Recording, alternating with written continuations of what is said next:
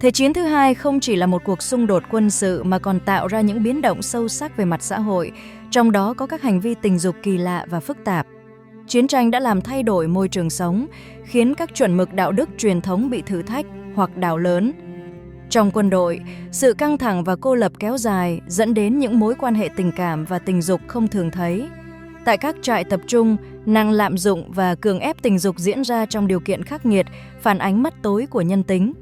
Ở các khu vực bị chiếm đóng, mối quan hệ giữa lính chiếm đóng và dân địa phương trở nên phức tạp, đôi khi dẫn đến sự ra đời của những đứa trẻ được gọi là trẻ em của chiến tranh. Các tổ chức kháng chiến cũng ghi nhận những mối quan hệ bí mật giữa các thành viên, phần lớn bị che giấu do tính chất nhạy cảm của thời cuộc.